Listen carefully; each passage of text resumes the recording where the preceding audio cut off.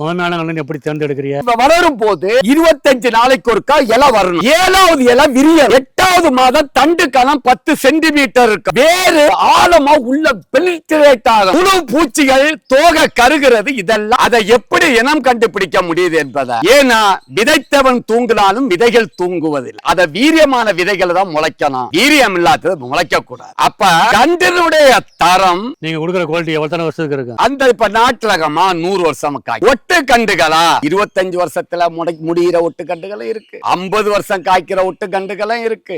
60 வருஷம் காய்க்கிற ஒட்டு கண்டுகளும் இருக்கு. அது நாங்க அந்த விவசாயிட்ட கேட்போம், உங்களுக்கு எத்தனை வருஷம் காய்க்கணும், தேங்காய்க்கா இளநீ இருக்கா, அடுத்து சின்ன கண்ணு வேணுமா பெருசு வேணுமா, 2 வருஷம் வளர்த்த கண்டு எவ்வளவு, 1 வருஷம் வளர்த்த கண்டு? அதுதான் இப்ப சார் சொன்னாருன்னா. இப்ப சார் ஒரு வார்த்தை இடையில சொன்னாரு, விலை கூட இருக்குது. ஆமா, இப்ப நான் சாருடைய லைன் அதுதான் போகும்போது 600 ரூபாய் 750 ரூபாய் 1000 ரூபாய் குவாலிட்டி அங்க வரும். வளர வளர குவாலிட்டி கூடுது.